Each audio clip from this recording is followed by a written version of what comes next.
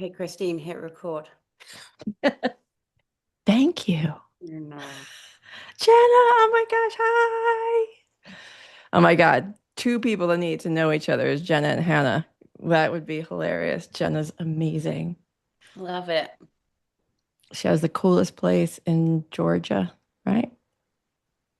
Yeah, yeah. Sonia, Tom. Hi, Jennifer. Hey, everyone. Good morning. I think I got everybody in so far.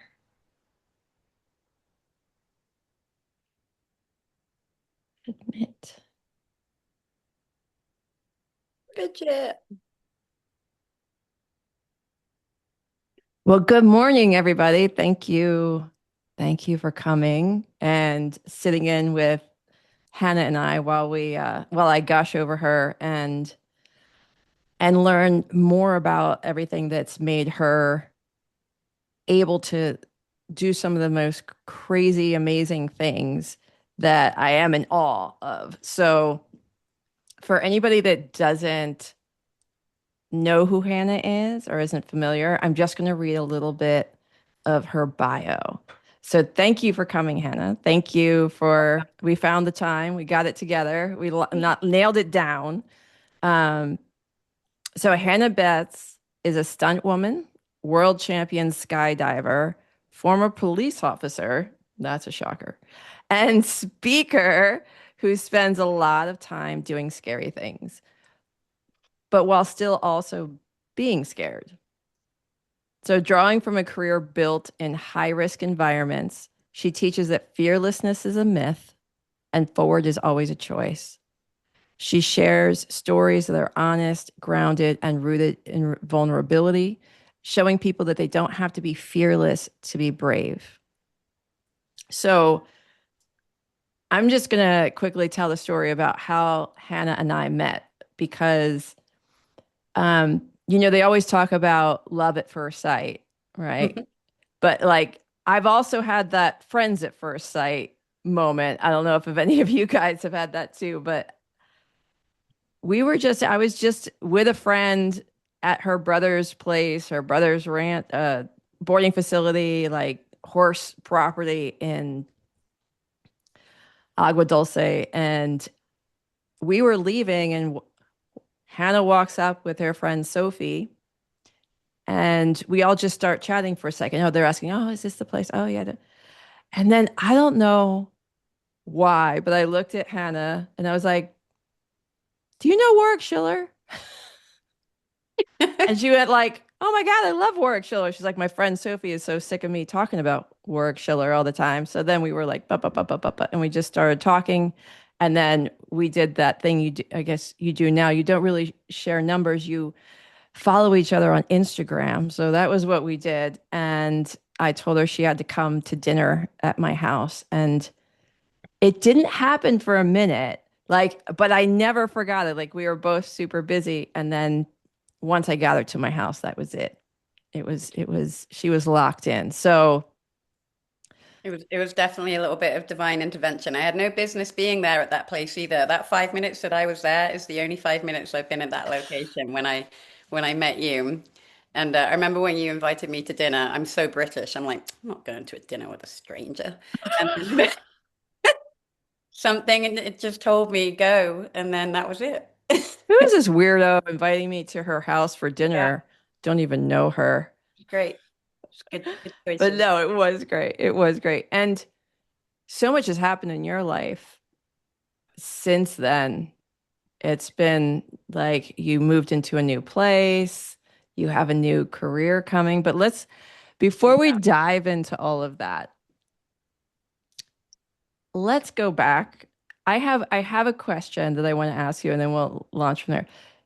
Because I know some of the places and the things that you've done in your life, but what did you want to be when you grew up, when you were a kid? Ha. First off, good morning, everybody. Thank you so much for coming in and hanging with us. I'm excited. I genuinely didn't know. I went through like an array of things. In fact, honestly, I had very little guidance as a child, and I grew up in quite a rural area where honestly I really thought the options were public service, like teacher, firefighter, police officer, maybe something else. But I went all over the place to wanting to be a vet, a teacher, but genuinely wasn't inspired because as a young age, nobody actually asked me what brought me joy or what I was passionate about. So I hadn't really asked myself those questions either. I know that's a bit of a dull answer, but I didn't have those aspirations of being a Hollywood stunt woman. That's for damn No, I knew well, sure. let's say I didn't know that, but I Yeah. kind of guessed. Yeah. Especially when you describe yourself as a scaredy cat. So I wouldn't have thought that that was but it's so funny that you said vet because I mean, Well, who yeah. didn't have that on their childhood Course. list? Like Yeah. But I I was was definitely. definitely, I was kind of an extroverted introvert as a child. I was very good at sports. I was very academic, but that's because I was forced into that. You must be good at the things. But I did have natural athletic ability. I was a gymnast when I grew up, but I just did the things that I was told to do. And I think Yeah. it wasn't until I got to an older age that I started just to lean towards things that people were like, what are you doing? Yeah. I just ignored everybody. So yeah. And don't you think like when you look back that things, especially a lot of people talk about, I don't know, I don't know what my passion is, right? Like what is my passion? I have no idea. I think it's a blessing, a beautiful gift if you're a person that comes into this world with clarity around the very thing that you want to do. Elizabeth Gilbert talks about that in her book Big Magic. She talks about she just assumed, she always wanted to be a writer. She knew she wanted to be a writer from the time she was a kid. And she just assumed everybody had that thing in them that they knew exactly what they wanted to be. Mm. And it wasn't until she did like a talk or a keynote speech and someone came up to her after and the woman was like really upset and she's like, every time you tell people to follow their passion, I feel worse about myself because I have no idea what my passion is. And she had no idea until that point that that was true for people. And then once, it's that thing of like, once you see something, you can't help but see it everywhere. So she realized that that was the case for a lot of people. So, it became down to like follow your curiosity and just take action because the action will lead you to things, which is what's going Exactly. to bring me back to you. And Yeah. so where did the Hannah story start? Well, I think just on that note, I think what I've come to realize as well, there's that thing of really knowing what you want to do and really knowing who you are and what brings you joy or what lights you up. They're the same thing, but they don't necessarily point to writer or a very specific thing of doing as opposed to being. And I Mhm. think you only find the doing by understanding the the being, right? And it has taken me a long time to realize that. And I think every career that I've done has been the building block to the next one. And it is that curiosity. I still don't know. I'm 47 years old. I don't know what I'm going to be when I grow up. I know I'm going into this next phase of things, but for me, it's just this continual journey. So, the question was when did I discover who I was? What was Well, it was so did you have jobs before police officer? Oh, yes. The usual as a teenager, waiting tables and doing all that good stuff. But I there was a very particular moment, and I still don't know where it came from, but I was 18 years old. I had started becoming a little bit rebellious around age 17. I was in high school. I I up don't know anything about that. No, right. Up until nothing. God, I was a saint compared to you, madam. I I started to rebel a little bit towards academia. I was, from a family that was all PhDs, and I was expected to go through that route. And even though I did have the capability of doing it, I had zero interest, and I started rebelling.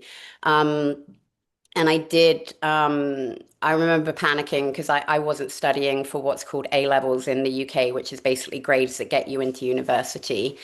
And And I had this moment of panic, and I just remember sitting on a beach close to my rural town with my hands in the sand. And there was a very particular moment when I suddenly realized I don't believe academia is going to make or break me in this world, and I'm deciding that it's not going to. I don't know where it came from. It was just this moment of like clarity, like everything's going to be okay. I don't know if it's because I was grounded and my hands were in the sand, or I have no idea what that moment was, or if I was just very connected to where I was. And at that point, I just started making choices that felt interesting and brave. And the first thing I did was instead of going to university, I took what's called like a gap year in the UK, and I lived in Honduras for a year. I got a spot selected as a volunteer to teach English, age 18 and 19, and that was the first kind of really stepping outside of my comfort zone moment in life that I did. And I think something must have triggered that just serious growth happens when you do that. Because when I came back home and I did have a place in university, I went to university, I succumbed to the pressure. I stayed for 3 months and then left because I was like, I don't know why I'm here. Mhm. I didn't have a plan to leave, but I also didn't have a plan by staying at university. I just knew it was wrong, so I knew I needed to make a decision and leave, even though I didn't have a plan. And hopefully the answers would unfold. What years were you in Honduras? 96 to 97, no Were phone, they in internet, no civil nothing. war and unrest during that No, time? don't get me wrong. It wasn't like it wasn't uber safe. It's nothing as bad as it is now. But I definitely used up a few of my 9 lives when I was there as a reckless teenager, for sure. Anything you want to share? Oh my goodness, there's just so many, whether it's, I don't know, whether it's just walking to school to go teach. I was teaching 15-year-olds as well, and I was only 18, which is insane. But walking to school one day and a bunch of like longhorn cows had busted out of a fence, and I was just on this tiny dirt road, and they all started to come charging up, and a truck happened to come by at the same time, and as I was running they just like dragged me into the back of the pickup truck, dumped me off at school as if nothing had happened, and then I like walked into the school where one of my students had dumped a dead snake on my desk. I was like, look what I found, and that all happened within 5 minutes. It was just endless stories like that, or whether it's like hitchhiking from one island to another in a fishing boat with my friends, just things that were less than ideal, but also, were adventurous. I've got some good stories. Do you think that you just really were engaged with life, like very curious? Do you think you were a curious person? Very curious. I think I was definitely at that age where I would say yes to a lot of things. Hmm. Um, because why not? Yeah. And I think subconsciously I was learning about growth and human interactions without realizing it at the time. Yeah, it's that thing when you look back and all these things that you did that seemed unrelated, and then they all come together Yeah. in where you're at now. Yeah. So you came back from Honduras, and then what happened? I came back from Honduras. Yeah, I went to university because I had a place very close, the university very close to where Kathy Price lives, actually in Oh, Wales. no way. But And left. Aberystwyth, Yes, very close. It was Aberystwyth. was it? And came back. My family were not happy about it. Like leaving academia in that way was one of the worst things that you could do. I like rented a room with a friend, was very, very lost for a few months, and then this opportunity to do a lifeguarding course with the opportunity of employment at the local, rec center came up. And so I'm trying to get away from that light. There we go. And so I just did that without understanding kind of why, just thinking, well, that's a job and it's a job that I would enjoy. And then I decided while I was doing that job that I was going to save up and go to Australia for a year to work and travel because at the time, the UK and Australia had this deal where you could get a working visa, which allowed you to work in those countries. Hmm. And so you could travel the country while funding yourself by doing part-time jobs. So I worked as a lifeguard for about 9 months, saved up, bought a ticket to Sydney, and off I went there for 9 months and traveled and worked doing everything from blueberry picking to dressing up like a koala outside the opera house to collect money for a charity, to waiting tables, to door-to-door sales. But yeah, it was an incredible adventure, and I met some great friends I'm still in contact with now. Really? Yeah, but So that's you go to when you turn Australia. up on your own. You have to meet people.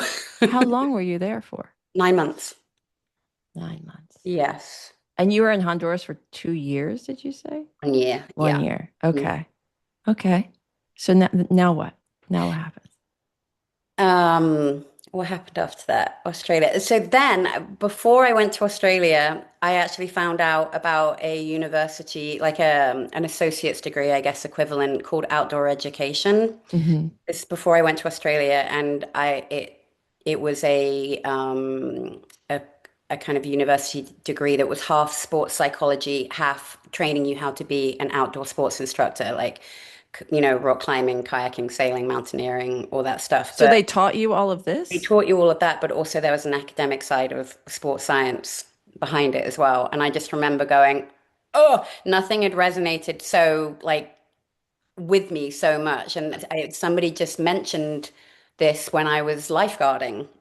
And I remember going, oh my God, that's what I want to do. And I applied for to get into that before I went to Australia. And I found out when I was in Australia that I had been accepted. So when I came back to Australia, I went straight into 2 years of doing something I understood why I was doing that degree. Whereas before, I was doing a degree in human geography because I got really good grades in school, but had zero interest in that at the time. Yeah. So I did that for 2 years. I And feel like that's like a college degree in being a stunt woman. it definitely, it set me up. There's just so many leadership skills, personal development, just psychology, especially. Hmm. And I realized back then I really enjoyed the gender aspect things of looking differently about how women learn and how men learn, and specifically that men can achieve a skill in that environment by doing it incorrectly because of brute strength. Whereas women, there was just all these very interesting gender aspects that I really enjoyed understanding. And I think it gave me a foundation of like understanding how patriarchy works as well back then, which always kind of always stayed in my head. But yeah, it definitely took you out of your comfort zone personally and having to be in charge of other people as well. And that was a huge thing. But I think that's where I really enjoyed when I started teaching because I started working with children. Especially, I moved to the after I got that degree. I worked in Spain for a couple of months just teaching kayaking. That was just a side gig. Oh, yeah. Okay. And then Sure. I got a real job in Birmingham, which is the second biggest city in the UK. And like any big city, there's different pockets of, struggling social economic areas. And I worked with a charitable organization that would work with inner city kids at risk that were just on the cusp of going down the wrong route, starting to get into trouble with the police, maybe came from a very disaffected family. And we would do personal development courses with them in Birmingham. And then we would take them basically to Wales and do kind of 3 or 4 day courses of mountaineering, hiking, but all working on all the confidence issues or anything that was problematic for that group of children at the time. And some of those kids had never been outside the city. So to watch their world open up and them learn so much about themselves just from being in a different environment and just being around people that actually trusted them for a second, just being in an entire new environment where they could have a fresh start and they weren't judged by what they'd done previously. It was actually a really magical time. I did that for about a year. That's a good point. You know, the idea of being able to do a reset and be in an environment where your past isn't the lens in which you're being seen through and nothing's being projected onto you. And how did you connect with any of those? Did you follow any of those kids, or did you see any changes? Oh, a huge amount. I watched them turn into these incredible adults and thrive. And some of them ended up working at that center as well. Others went on to, get jobs and just got their life back on track or just had an understanding of themselves more. It was it was yeah, I think just to be in a place where they were heard and seen. That's what they needed. I have a very specific memory once we get the history a little bit of each child because it would it wouldn't be safe if we didn't understand Mhm. like some of the issues or triggers. But there was one particular kid that had really been in a lot of trouble with the police, and I remember giving him the opportunity on the way to Wales. I went, "Hey, do you mind just filling up the tank of the minivan while I go get things?" And he almost cried because he couldn't believe that he was just going to be trusted with a task and I was going to walk off and that I trusted him that he wasn't going to do anything like awful. And just doing that changed his entire attitude for the rest of the trip. And I just watched him change. But it's little things like that that they just needed. You know, I worked with my friends on a documentary called American Street Kid. And one of the things that was interesting is the same type of thing, like when these kids, they cycle out of foster care, they run away from, you know, a home life of abuse or drug abuse. And just having somebody look at them and not see right through them or think that they're punks on the street or that they chose that and that they're, delinquents, and understanding that they are people, and a lot of them were in situations that they would have never chosen. And Hmm. the flip side that was very interesting was that a lot of them, their biggest desire was to belong and to be a part of a family, to be, the dream of that. And some of them were able to be placed in situations where, or be invited into situations where they would get a version of that. And the surprising thing was that some of them, having got the thing that they dreamed about for so long, they couldn't take the anxiety of possibly losing it. So they preemptively, they left before it could all blow up. Like the fear of getting what you want, of finally getting what you want, and the fear of losing it was greater than the comfort that of having that thing. And I just think about that.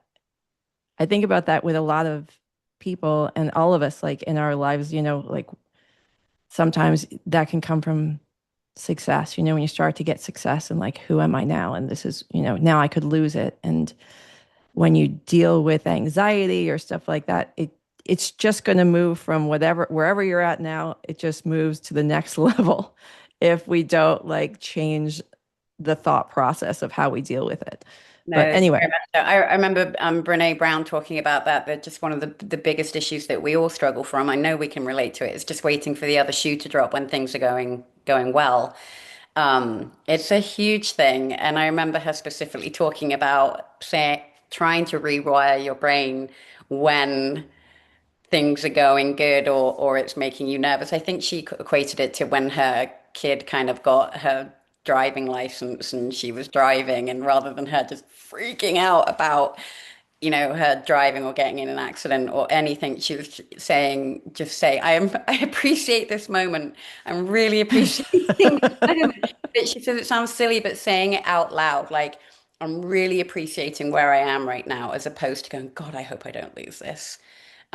Just saying those words out loud can rewire your brain a little bit. Even if you don't fully believe it, keep saying it, because that's something I struggle with all the time, especially in my line of work, which is it's so unpredictable. And it's always that classic, like you're just waiting for the next phone call or job, and it can be all consuming, to the point that you don't enjoy the thing when you're doing it. You're worried about what's next, and then you just losing all the joy of the moment that you're in. So I try and do that when I find myself going, oh God, it's going to go away. I'm like, I'm so appreciative of this. Love this moment. This moment's so Yeah. great. Yeah. So,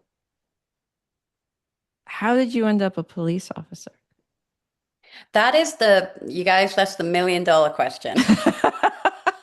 To this day, I still don't fully know. I think the best answer I can give is that the job at the time, management shifted a little bit, and it was a little tricky, and there wasn't really a great kind of career path to go. And I think I just had this moment where I was encouraged by, again, I think it was the time I listened to other people a lot still. And I was like, you'd be such a good police officer, and it's such a solid career path and all of that. So I just like, okay, I'm going to do it. I'm going to become a police officer. I applied, I selected, I went through, it's a long training process. So um, I, yeah, I joined, and I was, I was in the police for about 4 to 5 years. Mostly your normal, I don't know what you call it out here. Like you're a patrol officer responding to 911 calls. And Mhm. then towards the end, my final year, I started really specializing. I was still on patrol calls, but I had time aside where I would be specializing working with victims of domestic violence. So I would be their liaison officer to help them get through the process of the very traumatic process of courts and dates and the whole legal system within it. So they had one point of contact the whole time, so they didn't drop out the system. Wow. Yeah, Do you think your work with those kids previously really helped? without a doubt, absolutely. Um, having a better understanding of why, how, and the fear, whether it's like, just being in a financial prison, just the Mhm. fear of physical violence, the fear of everything. Yeah, a much better understanding. Yeah. Well, that's the thing is that once you get close to those kinds of things, you start to have a lot more empathy for the whole system, right? Because most abusers, if you go back into their history, you're going to find, you know, bone chilling cases of abuse, and then you go back into their abusers' history and you find abuse. And then once somebody, is the adult abusing, I mean, of course, we're all accountable for our actions. I'm not saying that we're not. And, you know, the things that we do will have consequences. But at the same time, this is where systemic issues come from because what you don't heal gets passed down. And I think that having that understanding for you to be a police officer, but have that empathetic piece of you having gone to Honduras, right? You've gone to Honduras, you've seen poverty and you've seen kids that really want to try, and you've seen, how that works in another country where like you can be chased down the street by long herd cattle, right? Like this is a totally different scenario. But all of those prior careers with it made me a better police officer, of course. I'm only like 5'5". I'm not a big person, so physically, there's not much I can do against people. But I tended to be able to de-escalate situations or get to the bottom of things way quicker than my 6 foot male colleagues did because they didn't immediately just brace themselves for a fight or they didn't feel that ego or that push. And quite often I would see through it and I'd sit down and I would empathize for a second, and that tended to solve problems a lot quicker if you give people, even whether they're the criminal or the victim, if you give them a moment of being seen and a second of being understood, it opens a window for a whole different avenue than resistance. And I think that definitely my previous jobs definitely taught me that. Um, yeah. And and my and I think what helped me as well, especially working with domestic violence victims, I think this is where I started to really understand fear and bravery as well, not so much through myself, but witnessing other people's bravery. Is the common thread is the bravest people and the people that got the results were the ones that were fully willing to admit how terrified they were. Mm. And those that were fully willing to admit how terrified they were normally then had the strength to move through it. It's that those two that were opposed to being like, I'm fine. Hmm. No. Yeah. Yeah, the ones that bullshit their way. They're like, yeah, no, no, I got it. I Yeah. got it. Or were just too terrified to admit that they were terrified. Hmm. Yeah. Which takes some vulnerability, but again, that's the strength part is that not to be trying to cover anything up or pretend, but to like be fully yourself. Completely. And I think they were able to do that because I was really honest within all of those moments of the struggle as well, whether it's teaching kids to rock climb and me explaining the first time I did this, I absolutely crapped myself. I thought it was the most scary thing in the world. Just because I'm doing it confidently now is because I did it the first time. And so there's no way of getting this confidence without being scared first.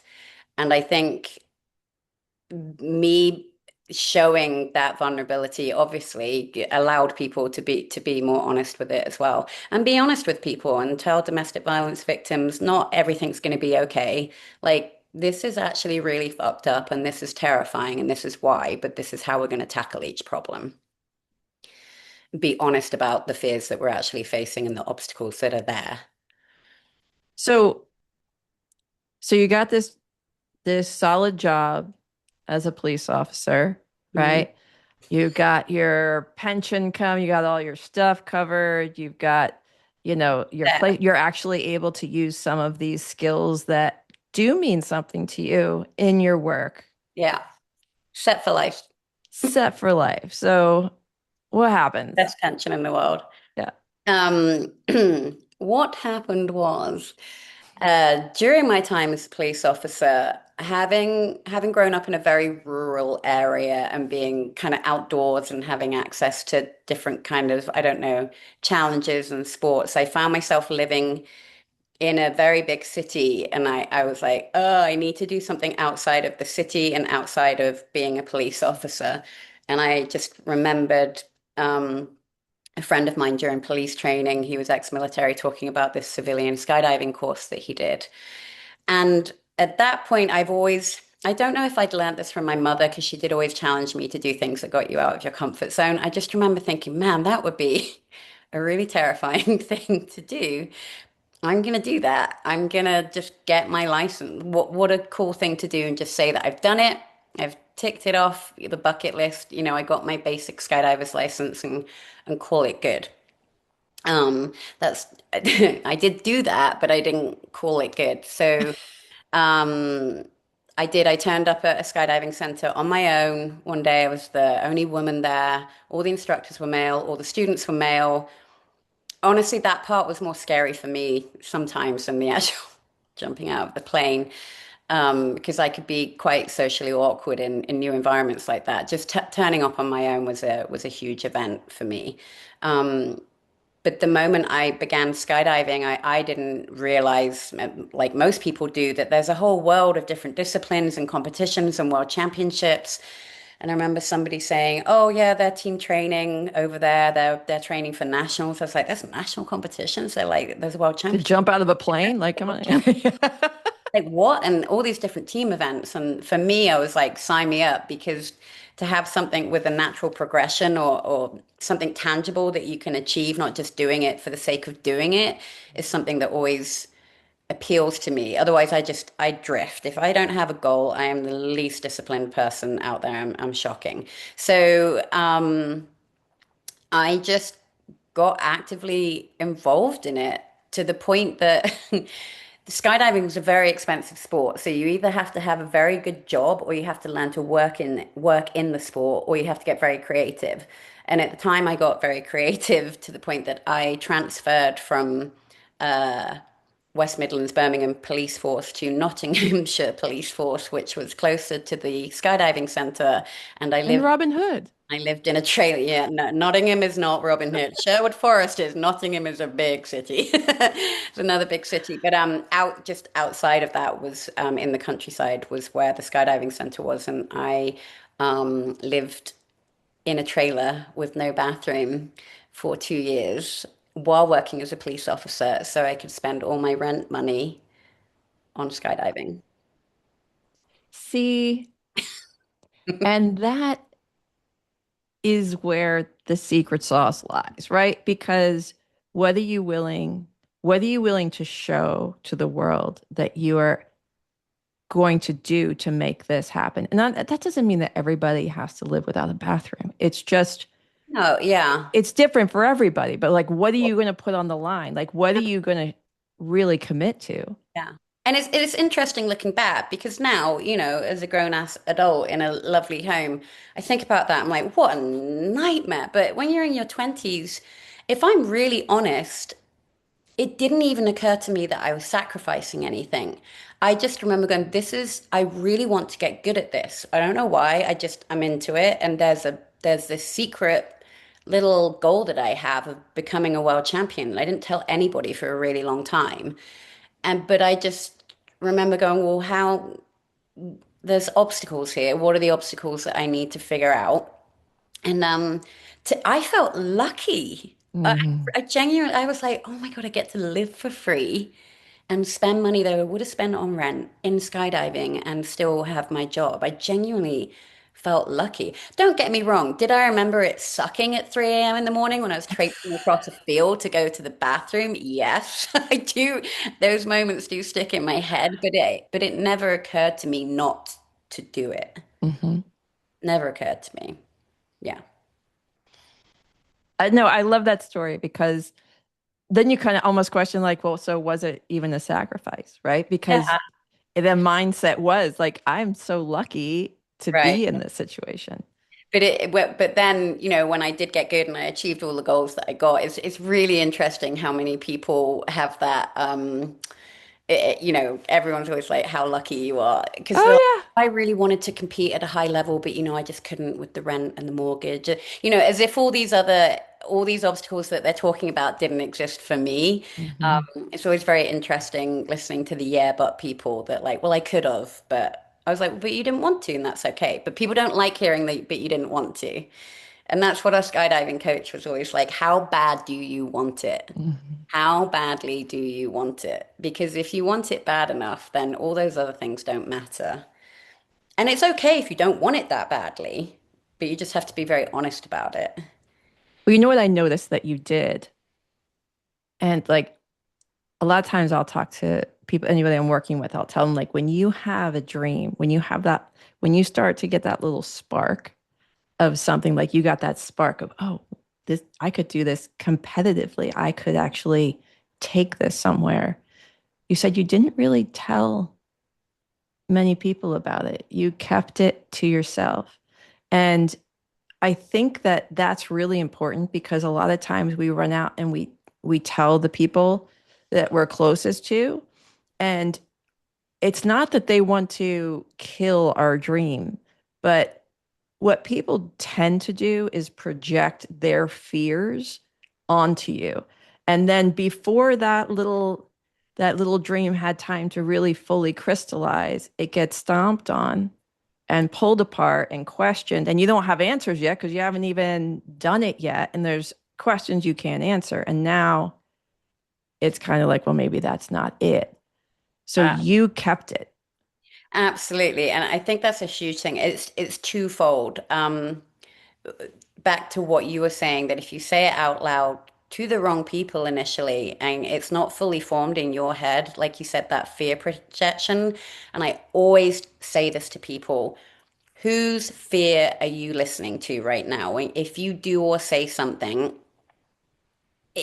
and you start to have self-doubt, is that your self-doubt or is that somebody else's self-doubt? For example, when I said that I was going to leave the police, my colleagues, They oh must my have like, goodness. Like, what about your pension? What about this? What about that? This is so uncertain. Blah, blah, blah. But for me, the idea, I had no idea if I wanted to be in 30 years' time a police officer. It didn't even occur to me that I should think that far ahead. I just was so confused by their panic. I just remember going, I'm feeling this pull. I am going in that direction. And I also remember thinking, I don't think this is enough for me. And something that I recognized as well, I got to a place where instead of being really grateful to be at work, I found myself starting to eye roll or moan about it a little bit. And that's what I've realized as well when I've shifted careers. I think there's a time when it's terrifying because it's new. Then you settle into it and you realize you're pretty good at it, but it's challenging enough so you're enjoying it. And then you get to the point where it's too comfortable and too easy. And then you start, if you ever catch yourself, and this is what I do, going like, for something that I was once so excited to be able to do, that's my signal to be like, you need to start opening your vision again and seeing where you need to go next because you can't sit in this discomfort. But the fear thing that you're saying about telling other people, you have to be, I think it's a privilege. You have to decide who gets that privileged information and who's going to cherish it and respect it. You have to be prepared even then that they might not feel the same way as you. That doesn't mean that it's not right or wrong. And I do think there's something to be said of keeping it to yourself sometimes because it keeps the fire burning. I think sometimes when you say your goal out loud or you tell people, I have this great idea, you almost like, I've got it out and I relax. Some of the exactly. motivation kind of goes away. Yes. So there's a balance, right? At some point, I think you do need to start exploring it with people that you trust and friends so you could do it. But sometimes just keeping your cards close to your chest, I think, just keeps you motivating in that direction. Mhm. I mean, it keeps you focused on your own goal before trying to get influenced by other people's ideas of what that's supposed to look like. Mhm. And there's also the idea that people can be very self-focused. And what I mean by that is probably not what it sounds. So self-focused could be I'm constantly concerned with and wondering and thinking about what other people think of me versus how I'm showing up. And that can come from a very traumatic childhood. It can come from a background where you had to kind of dial into other people to figure out how to be safe. But as adults, being worried about what other people think of us is super disempowering. And the self-focus is that then we're less guided by our internal self and more focused on and feeling influenced by other people. And a lot of times it's not even the other person. It's the projection that we put onto the other person of what we think that they're thinking about us. And then we respond to the thought that we made up and projected onto them. And then now they're thinking this and I can't do it. Right. Or what kind of person walks away from this kind of job with a pension? But not to say there's anything wrong with working a job because it has good benefits and all that, but there's also a piece of that this is the biggest chunk of your life. And are you staying because you have fear? Well, that's the thing. Are you making a decision out of, this is the question I always ask myself. Are you making a decision out of choice or fear? Is it is it choice to stay because you really polices your life and that's what you want to do. And don't get me wrong, I wish that was what, oh God, life would be so much easier in so many ways and less complicated if I was like, no, I cannot wait to, explore this career for 30 years and have all this security.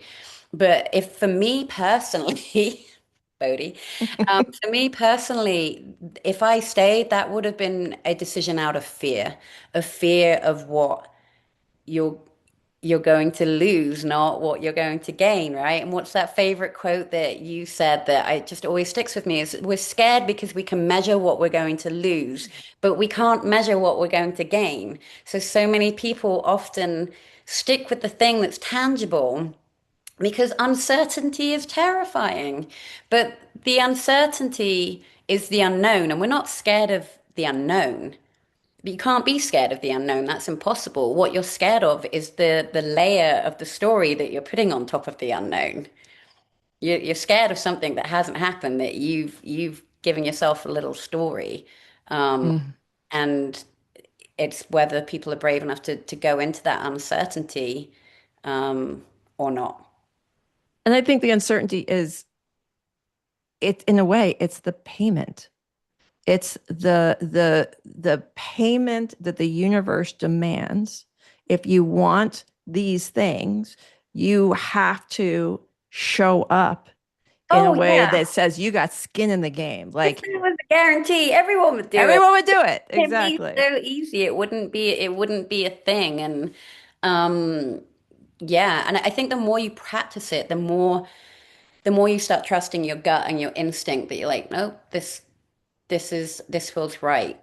Mhm. And quite often, even if you go there and it's not right, it's never been a waste of time. You've learned something, you've gotten data, you've got more information for the next decision.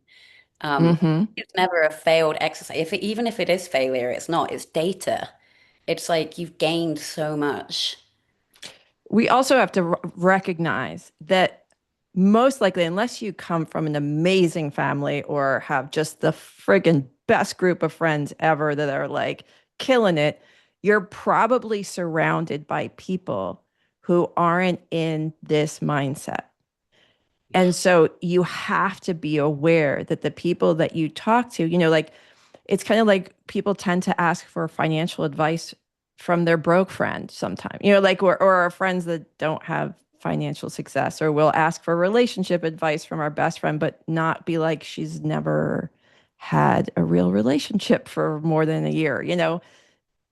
You have to recognize it's not to say that those people, we're not dismissing them, but where is your mind getting its training? So like listening to things every single day, reading books, following people, finding mentors to work out your brain in a way that is aligning with what you want instead of what you had. Yeah. I always ask myself, I'm all about getting advice, getting opinions. Um, Over the years, I've really dialed in who I get that advice or opinions from. Because if I'm getting advice from opinions from someone who lives a life that does not align with my values or has a life that looks a certain way that it's nothing that I want, Mhm. I'm not going to fully take on that advice to heart as a given. So I always ask myself, how do they live their life? How is their life? Is that how I want mine to look? And if it's not, I hesitate on taking that to heart. I'm also all about asking for advice because it often confirms something that I already know. Because if they disagree or they say something that I don't particularly agree with or it's not sitting with me well, it's confirming that I actually feel really strongly about the thing. I didn't need the advice. I'd already made the decision. But how certain things land, I think you should really pay attention to as well. I Um, had a mentor that said, find someone who has what you want, do what they did, and you'll get what they got. yeah. So it's just that idea of who are you taking advice from? And most of us, there are the people in our lives are either at the same level as us, or maybe in the areas that we want to grow, maybe they're not quite what we would consider up to the level that we're at. So that thing about, oh, surround yourself with people smarter than you, or, always have like a diverse group of people that you're around so that you get other ideas and you get inspired. So it's so important. Um, yeah, I'm a big fan of asking advice from people that I really respect and take as much as it on and throw away, like keep what works for you, throw Hmm. away what doesn't work for you, doesn't align, like ask yourself, does that feel like me? Because what you do, Christine, m might not necessarily sit well with me. And I always ask that. It's not that I don't respect a lot of the advice I'm given, but we're all individuals. And for us to thrive as humans, we have to be comfortable with the authenticity that we bring. And I'm not saying this as if I've nailed it. This is the thing that I struggle with the most, but I'm learning each year more. The more I ask myself, is this me? Is this how I would do it? Is this really coming from a place of authenticity? Or am I trying to copy someone that doesn't Hmm. feel right? That's when things start to feel stagnant. So I think it is really important to take advice from people that you respect, but then kind of shape it into how you would do it with the help of other people. You don't necessarily need to carbon copy yourself because it's not going to work. Me trying Hmm. to be you exactly isn't going to, I'm not you. I'm not going to be able to deliver the same kind of content the way you would necessarily form it in your brain. But that doesn't mean I'm not going to like seek your counsel all the time about stuff. Well, I hope I live up to that. But I will say that I've always said that to people. Like sometimes people will hear somebody that they really admired or got a lot out of say something that they don't agree with, and then there's a tendency to like throw the baby out with the bathwater, right? Like, oh, now nothing that they said. Oh, I'm disappointed. I'm let down. But I think that the reason why when we hear things and we align with them is because there's a truth to them that's ringing true to us. And so just because someone has a different experience or a different opinion about something else does not negate everything else that you've gotten from them. Yeah, very much so. So you're in your trailer with no bathroom and you're running across a field in the middle of the cold night, wet night in the UK to go to the bathroom. So I know you started competing, right? You got into a group and you started competing. So where did that go? Well, I had the opportunity to be on the female British skydiving team and go to the World Championships in 2008. And this was the beginning of end of 2006, beginning of 2007. And the team that was put together by the British Parachute Association was a great team, but very, very experienced. We had like all the raw talent, but not the jump numbers. And we all knew that the only way to win, we were in it to win it, was to somehow train full time. And through searching, we found this independent kind of corporate sponsor that was going to sponsor us. Now, when I say sponsorship, I mean like skydive and live off ramen noodles sponsorship, right? So like survive and do that. And the other three women were in corporate jobs, and I was in the police, and we were all aligned, and we all just went, okay, we will quit our jobs. Which is insane. Like to get that kind of magic of those people that were just like, if we're gonna do this, we're gonna do this. And we all quit our jobs and we trained full time and we our main training center was in California, in Southern California, a place called Skydive Paris, where one, the best coach in the world, Dan Brodsky-Chanfeld, was there, and obviously the weather and the facilities, etc. So we did that. And actually the second year we actually lost our sponsorship. And what was crazy is quitting or scaling back our plans didn't even come into conversation. It wasn't even brought up or considered by any of us. There was just this knowing that we're like, sponsorship's gone. How do we carry on? How do we still do the same amount of jumps? Not okay, we can't do this anymore. But it wasn't even talked about. And I think because we never took our eye off the end goal, and our coach constantly would work. I apologize, my phone's ringing. Would work more on the mental game than the actual skydiving techniques. Honestly, he'd always be like, when it gets overwhelming, visualize yourself on that podium, and what are the things that we need to fix to get there. And so many teams give up because of injuries or financial issues or team dynamics, all of which we struggled from. But there was never a conversation of let's go backwards. And so we would do things like the home that we had, we rented it out to military groups. We bought like a bunch of mattresses from Walmart, put them all in the guest bedrooms to rent out as like a group military training facility. And we slept in the hangar on straw mattresses, freezing our asses off, getting up in the morning and training, or we'd work on the weekends, at the skydiving center, filming tandem jumps. We begged, built, like borrowed, and even to the point where we didn't have money for the next training camp, but we just had such a level of optimism. We are like, we're going to figure it out. 2 weeks before the training camp, this big skydiving commercial came up that we were all involved in that paid for our next training camp. We just was had this attitude that we will figure it out. And we did, and we won. And we had no business winning the World Championships to the point that when we announced that that was our goal, people like in the UK were like, oh, that's cute. What a sweet little goal. Kind of condescending like that. Well, you're up against the world's best. You're never going to do it. We just quietly chipped away. Yeah. You had that tunnel vision. We had tunnel vision.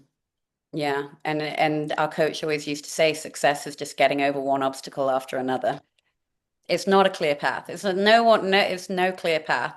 And we instead of being surprised and bummed when someone got hurt or, someone was sick or the plane went down or like you said, we lost our sponsorship or we would have brutal, you know, arguments when there's four people like that in close quarters on a team, you're going to get into it occasionally.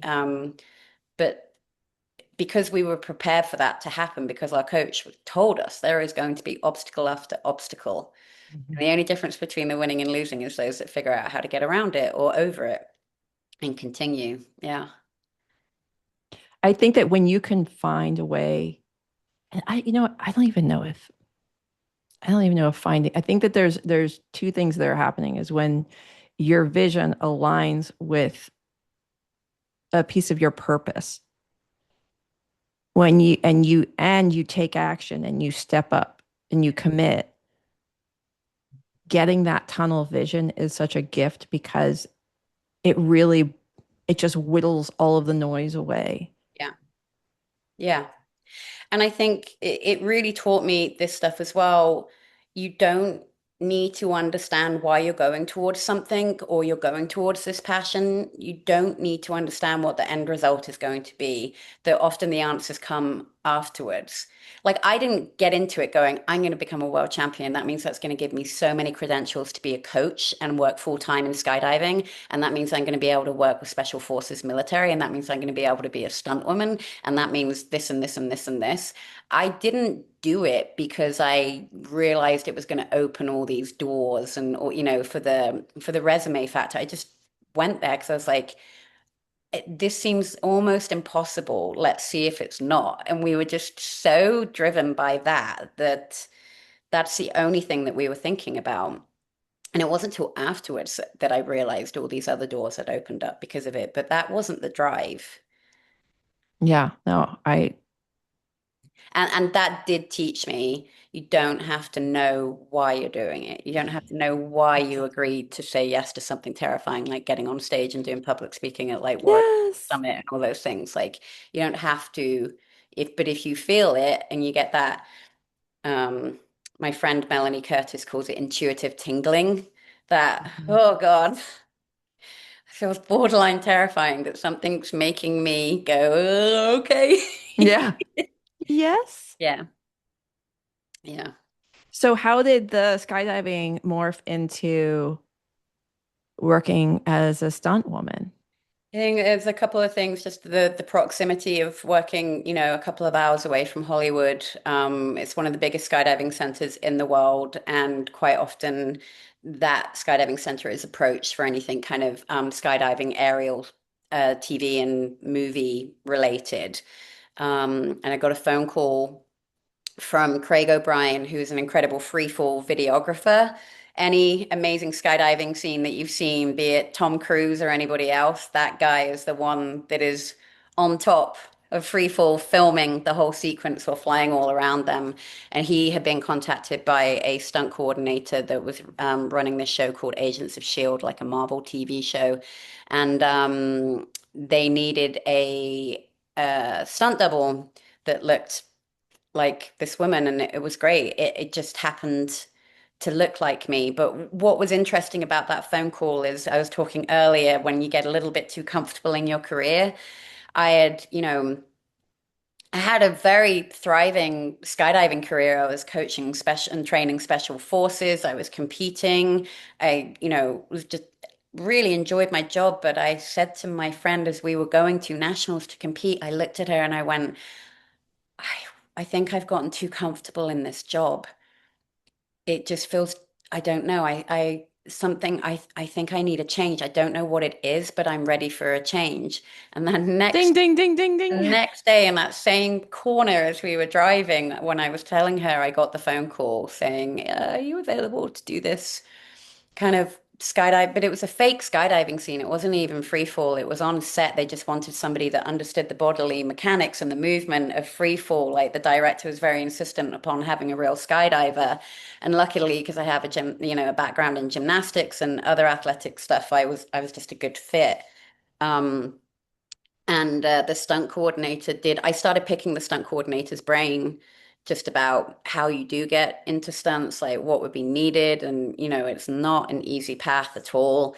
It's brutal. It takes a lot of grit and tenacity. Most people give up within the first 2 years because it's a very hard industry to break into. Um, and I always talk about this with luck and opportunity. I was really lucky to get that phone call to do that one job on Marvel's Agents of S.H.I.E.L.D. And that's all it could have been. It could have just been one job that I could talk about now and say, one time I was a stunt double on a TV show and it was awesome. That was so lucky. It's what you do with that luck to turn that into an opportunity. So I had that lucky moment. And then I was like, okay, how do I turn this now into a real opportunity? And I did everything that that stunt coordinator said. And I worked my ass off and I trained and I sacrificed a lot of time. And eventually I, became a regular stunt performer. But it's not like I turned up and he was like, hey, you want to be a stunt woman? Have all this work. That's not what happened. But like I said, I was super lucky to get that call, but it could have just stayed luck and that wouldn't have turned into the next career. I said to you the other day, I said, I'm so, I get so fascinated about your work. And and I think that a lot of people are so interested, like when they hear that you work, anybody that works in like TV or film, it's so interesting to us, I mean, to me, because I think that there's a piece of it that, okay, so there's people that I may know that you have stories about Mm. working with or something like that. So I'm interested in that. I'm interested in somebody that has a career that's basically a bunch of grown-ups playing and making things up. And how cool is that? Like there's so many aspects of it that are so interesting. So I don't know if you could speak to that, but also having been on sets before, there's also like some things that people might not know that are very difficult. So maybe if you could speak to those things. Yeah, I mean, I think I talked to you about this. Like, one of the things that I love about my job the most and that I want to keep with me, because eventually I won't be a stunt woman, but it's that I get to work with a bunch of very disciplined adults that have not lost their sense of play, that don't take themselves too seriously. Like, we're professionals. and we're extremely disciplined, and we're not some bunch of adrenaline junkies just sending it. Everything's so calculated, and it's an incredible group of people to work with, but they're also just big kids making things up. And that brings me real joy, it's a reminder as a grown up to always find the play in things, how important it is and how much it feeds your soul, and how easy it would be for me to lose that if I wasn't forced into it because of my work. So it's a real reminder for me and for other people that don't necessarily have the privilege of having that much fun at their job, to really find ways to find it or seek it out outside of work. Because when I haven't, if we've been on strike for a long time, I find myself feeling ugh.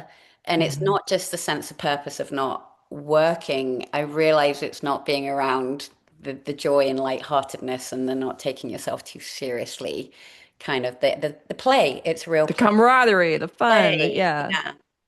And so it is a good reminder for that. Um, the other things that I've learned is that it's been wonderful. You get to meet some really famous people, some which is incredibly disappointing, and you say never meet your heroes, some which is just really, really, really wonderful. And what I've learned is, some of the most famous people that are wonderful are the most humble and kind and generous and interested in you. I will Jeff Bridges, John Lithgow, unbelievably amazing human beings. Sandra Bullock, kindest person in the world. And then there are other people that it really does make you numb. Nobody gives a crap about status. And it's very grounding just to remember. I just care about how other people treat other people and how important that is. And it's sometimes I felt very sorry for famous people with the world that they've trapped themselves in and how they live their life. And from the outside perspective, it seems amazing, but I wouldn't trade places with that attitude and how exhausting it must be to try and keep up that kind of persona while not being particularly pleasant.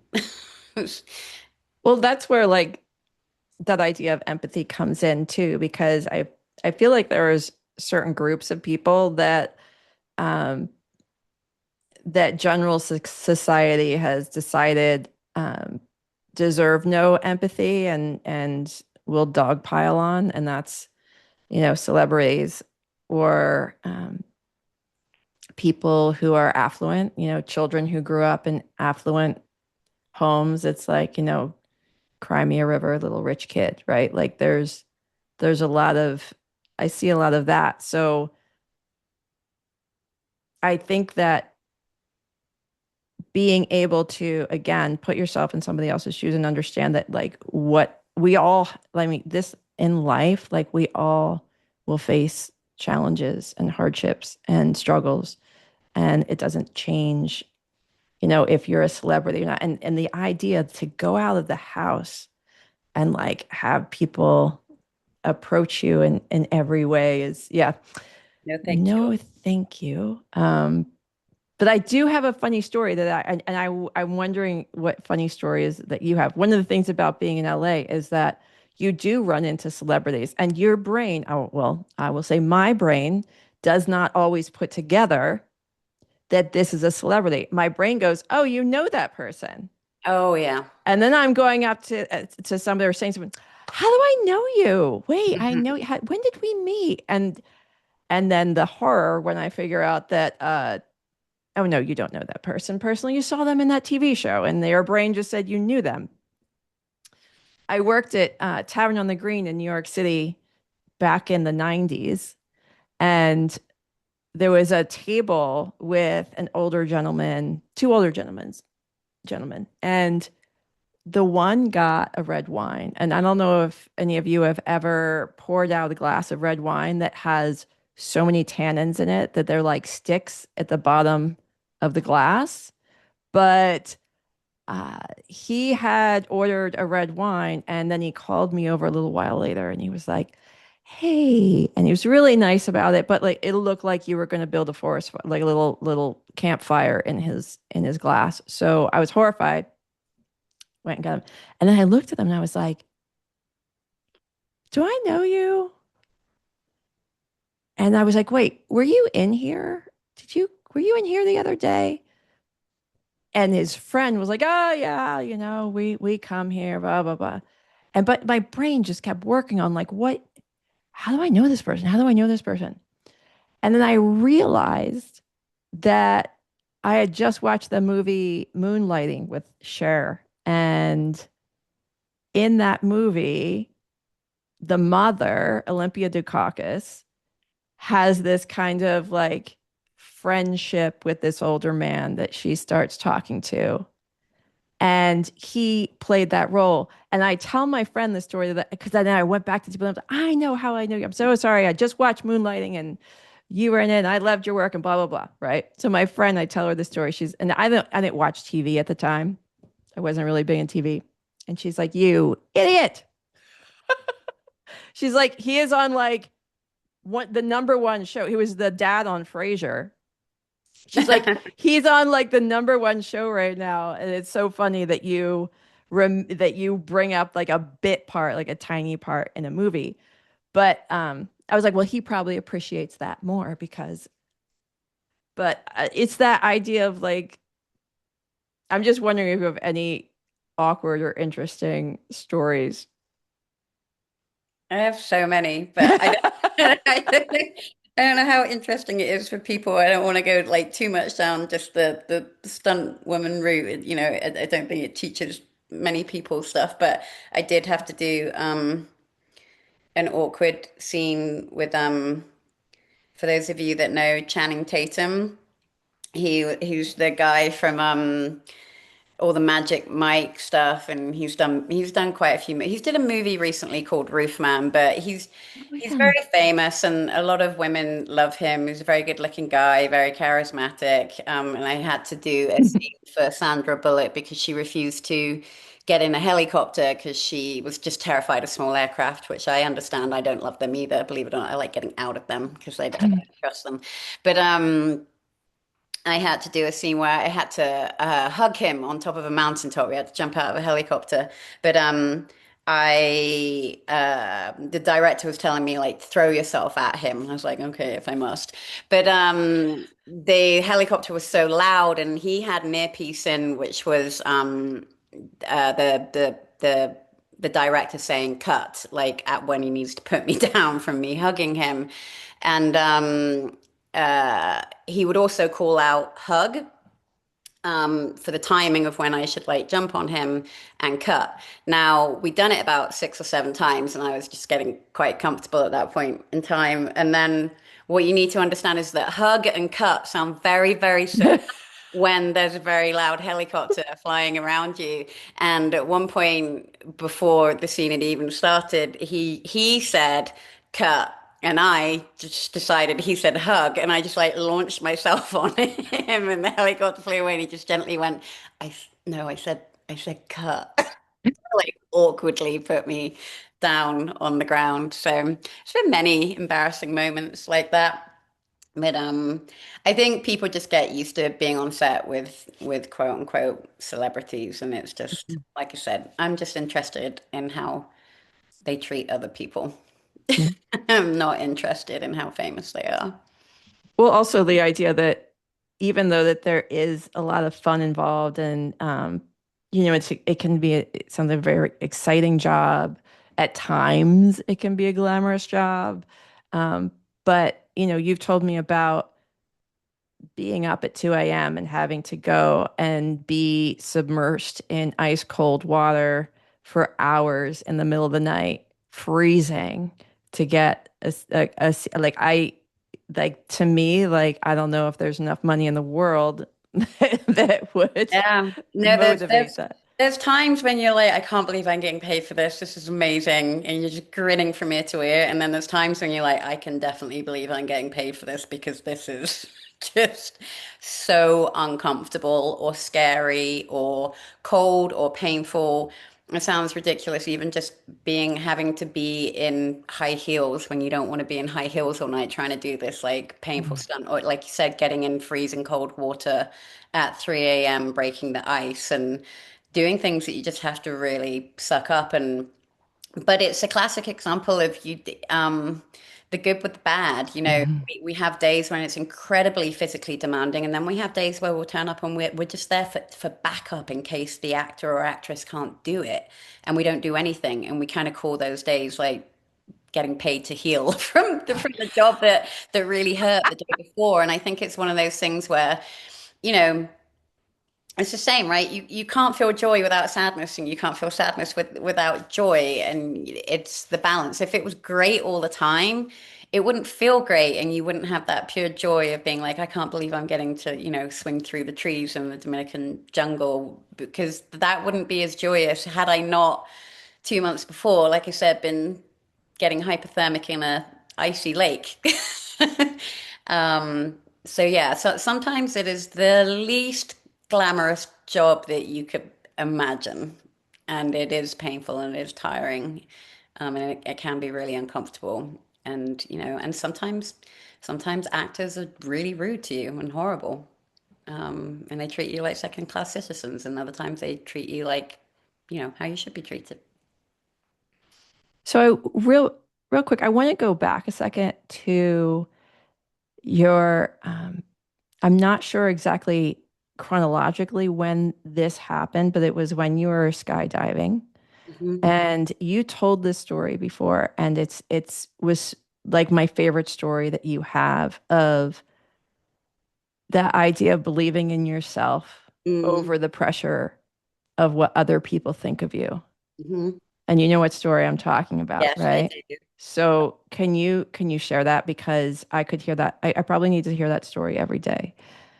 I'll try and keep it. It's difficult without a visual, and I'll try and keep it. I'll try and keep it brief. But Oh, I heard it without the visual. I think yeah. so. Like it would, and it Sure. impacted me. So, So this is when I was a full-time skydiving instructor. And we all have certain altitudes that is guided by the United States Parachute Association as to when you should deploy your parachute or open your parachute to give you that's an altitude that's safe, that gives you enough time to fully assess your main parachute, make sure that you don't have any problems. If you're going to have a malfunction, you've got time to deploy your reserve, and you've got time to find your landing area safely.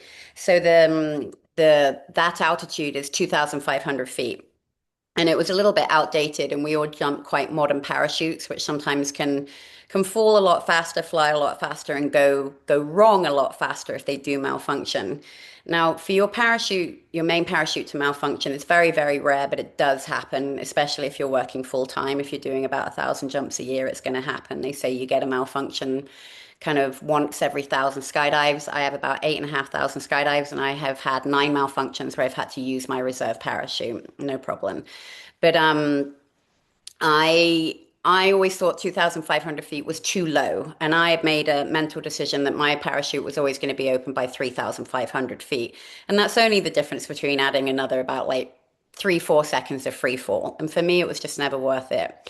But I used to get teased relentlessly at the skydiving center for being a baby or not being cool enough and all that other stuff, because I would always leave a little bit sooner than everybody, or I'd always be the first person to go.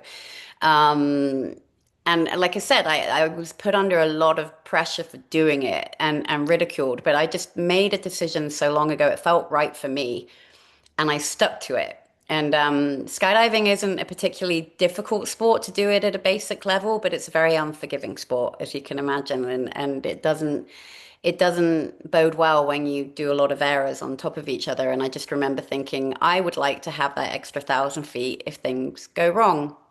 And on one particular skydive, a very normal skydiver, was training military. I deployed my parachute and it opened up terribly. It got line twists in it, which isn't uncommon. Sometimes you can fix those so that all the lines get twisted, and sometimes you can kind of kick yourself out of them, like you used to wrap yourself up in a swing at a playground and like pull yourself apart.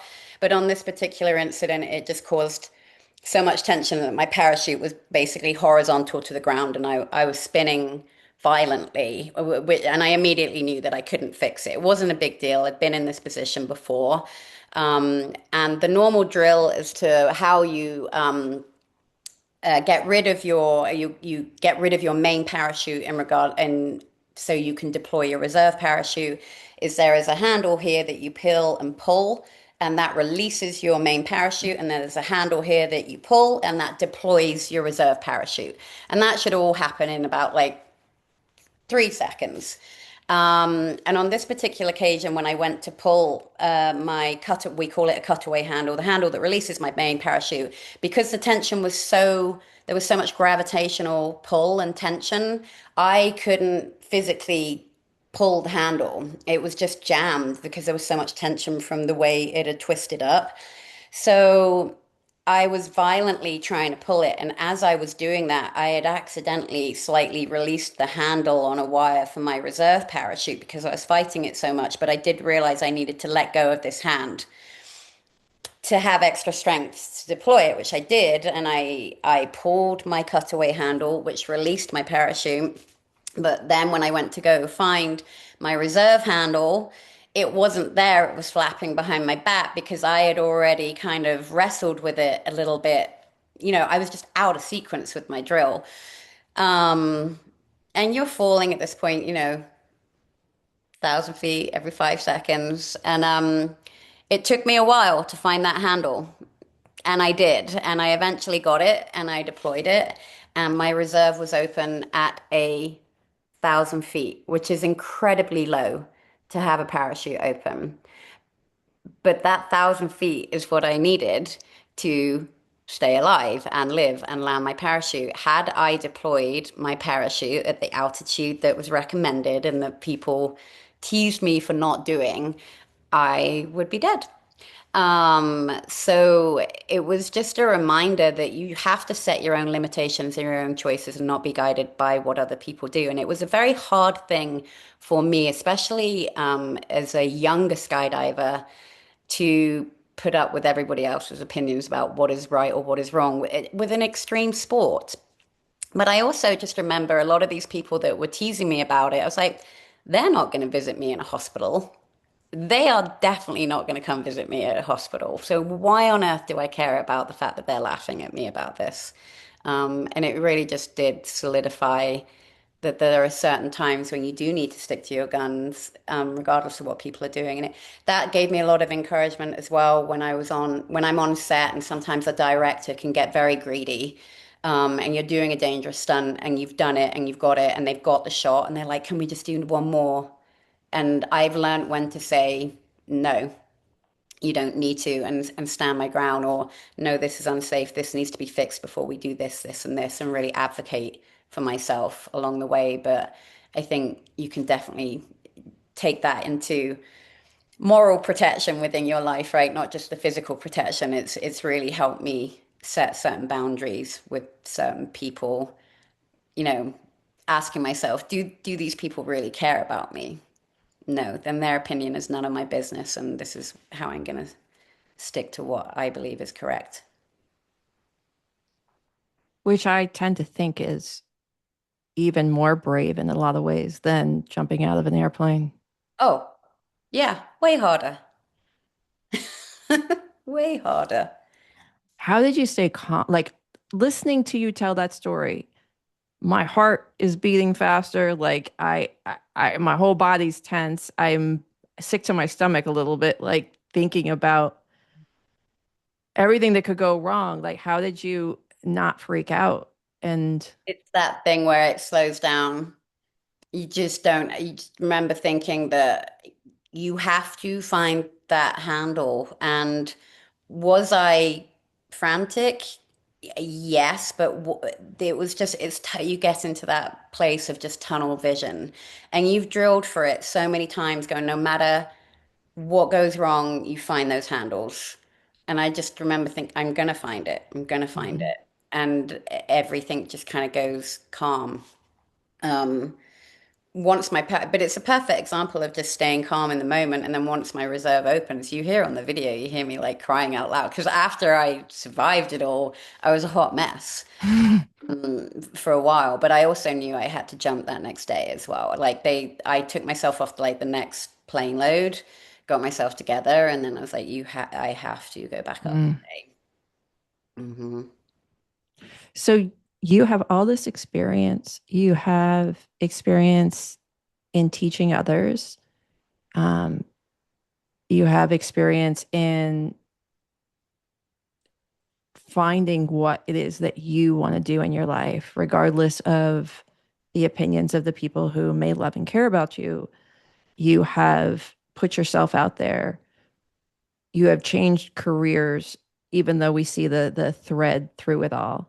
And so, which feels like it lines you up perfectly for this next iteration that is emerging right now.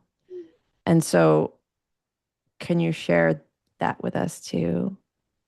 Yeah, I've recently been stepping into the world of public speaking, and kind of keynote speaking, and with the topic being fear, leaning into fear, but from a perspective of vulnerability, in the sense that the biggest mistake people make or think about me is that I am extra courageous or I have less fear than the average person. And I'm very adamant and reminding people that I name myself a professional scaredy cat because I genuinely am terrified all the time and I'm scared all the time. I just, because of the choices that I've made and the careers that I've had, I've really learned how to navigate that fear and let it be my guide.